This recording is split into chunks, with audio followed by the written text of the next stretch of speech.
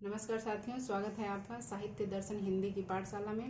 मैं ज्योति तिवारी हृदय तल से आपका अभिनंदन करती हूँ।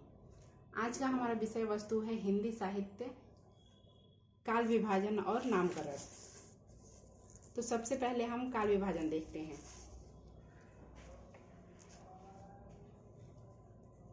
काल विभाजन, सबसे पहले काल विभाजन किसने किया था? जॉर्ज ग्रियर्सन ने। जॉर्ज ग्रियर्सन ने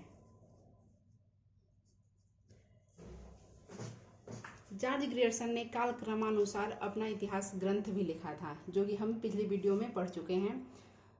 तो सबसे पहले काल विभाजन जॉर्ज अब्राहम ग्रियर्सन ने किया। इनका पूरा नाम था डॉक्टर जॉर्ज अब्राहम ग्रियर्सन। कितने भागों में किया? तो कुल 11 भागों में इन्होंने काल विभाजन किया था। तो इनके नाम हम देखते हैं। पहला था चारण काल। आदि काल को इन्होंने क्या संज्ञा दी? चारण काल की। इसका समय था 700 से 1300 ईस्वी। आदि काल को क्या कहा इन्होंने? चारण काल। दूसरा है 15वीं सती का धार्मिक पुनर्जागरण। सती का धार्मिक पुनर्जागरण।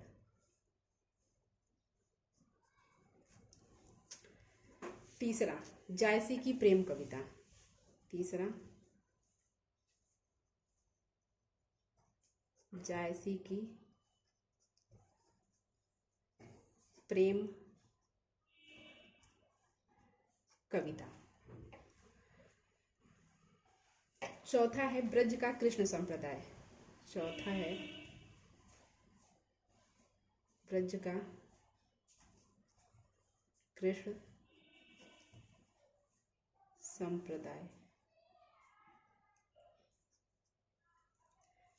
पांचवा मुगल दरबार। मुगल दरबार। छठा है तुलसीदास। तुलसीदास।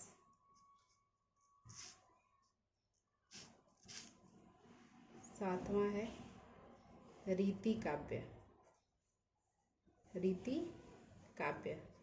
रीति काल को क्या कहा? रीति काव्य। आठवां है तुलसीदास के अन्य परवर्ती।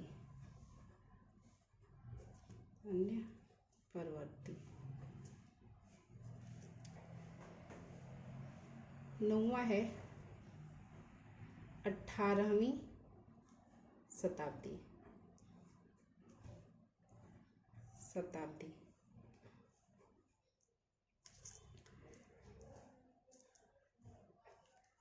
10वां है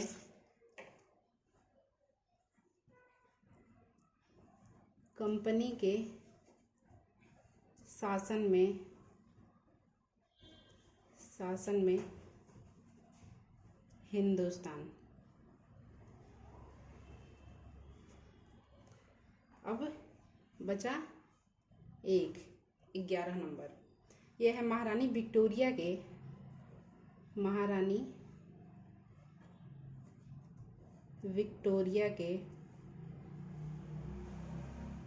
शासन में हिंदुस्तान।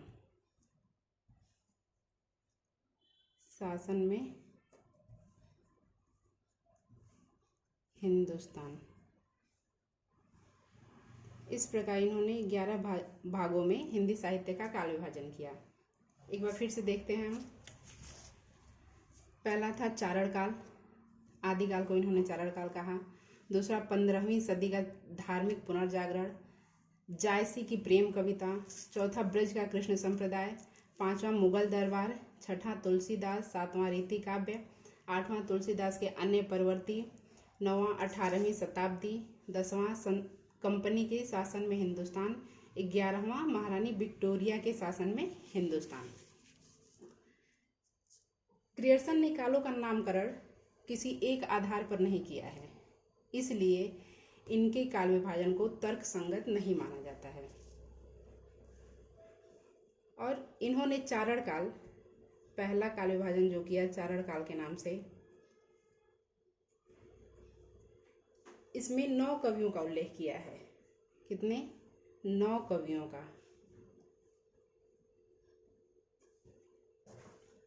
उनका नाम है पुष्य कवि,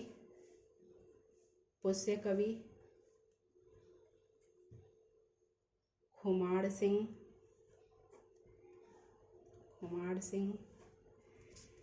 केदार कुमारपाल,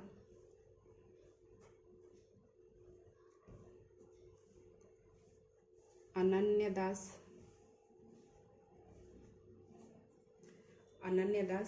चंद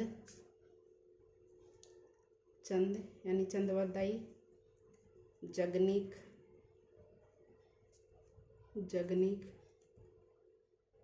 जोधराज और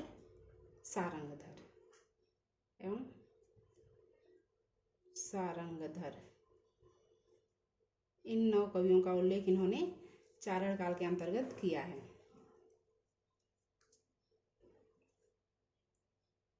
अब एक पॉइंट और है, ग्रियर्सन ने अपने इतिहास में केवल प्रवृत्तिगत काल विभाजन किया है। प्रवृत्तिगत, अब ये प्रवृत्तिगत क्या है?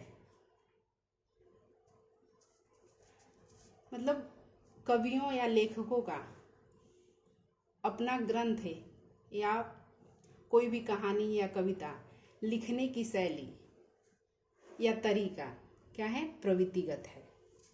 तो इन्होंने प्रवृत्तिगत काल विभाजन किया है। अब हम देखेंगे मिश्र बंधु के काल विभाजन को।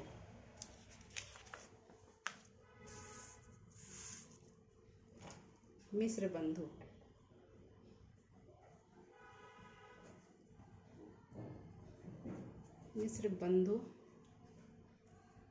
मिश्र बंधुओं का काल विभाजन। इन्होंने कितने भागों में काल विभाजन किया है हिंदी साहित्य का? इन्होंने 5 भागों में किया है। 5 भागों में। पहला है प्रारंभिक काल।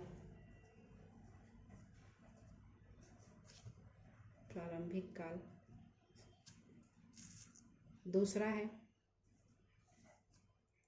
माध्यमिक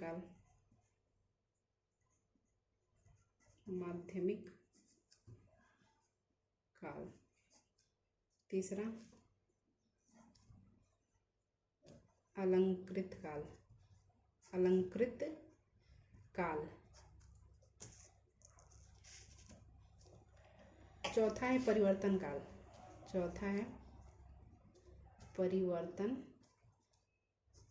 काल।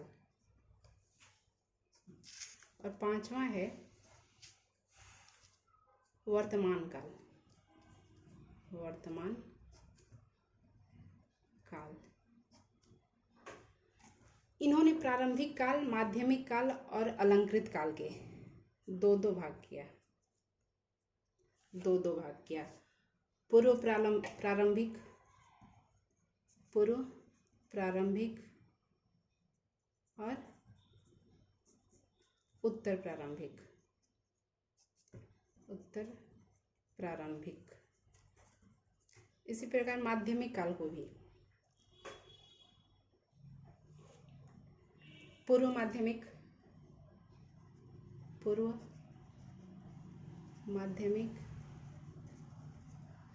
और प्रौढ़ माध्यमिक।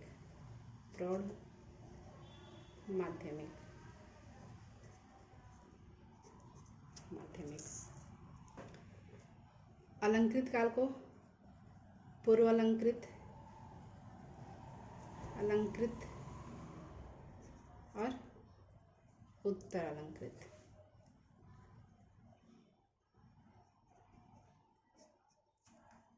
एक बार देखते हैं। मिश्र बंधुओं ने हिंदी साहित्य का काल विभाजन 5 भागों में किया है। प्रारंभिक काल, जिसके 2 भाग हैं, पूर्व प्रारंभिक और उत्तर प्रारंभिक। दूसरा माध्यमिक काल, जिसके 2 भाग हैं, पूर्व माध्यमिक और प्रौढ़ माध्यमिक। तीसरा अलंकृत काल, इसके भी 2 भाग हैं, पूर्व अलंकृत काल, उत्तर अलंकृत काल। चौथा है परिवर्तन काल और 5वां है वर्तमान काल। अब हम आचार्य रामचंद्र शुक्ल का काल विभाजन पढ़ेंगे। आचार्य रामचंद्र शुक्ल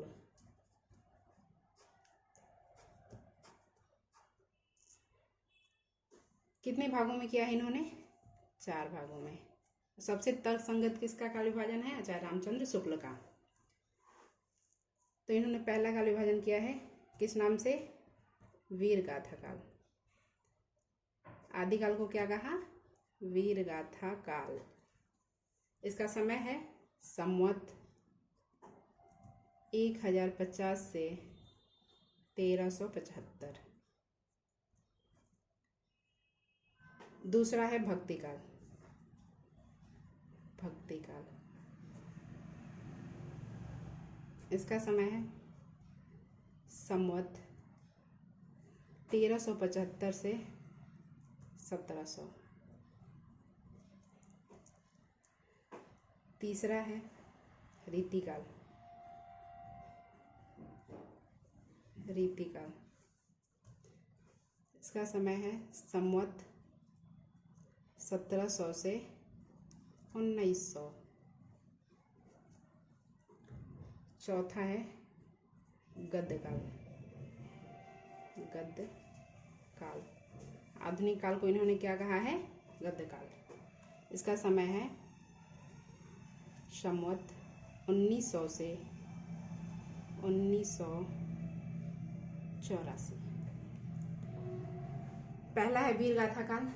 इन्होंने आदिकाल की 12 रचनाओं के आधार पर आदिकाल का नाम वीर गाथा काल रखा है। वे 12 रचनाएं कौन कौन सी हैं पिछले वीडियो में हम देख चुके हैं। दूसरा भक्ति काल, तीसरा रीतिकाल और चौथा गद्यकाल। आधुनिक काल को गद्यकाल की संज्ञा दी है। किसने? आचार्य रामचंद्र शुक्ल ने। तो आज के लिए इतना ही। अगली वीडियो में हम अगले कवियों या लेखकों की हिंदी साहित्य के काल विभाजन को पढ़ेंगे। तब तक के लिए धन्यवाद।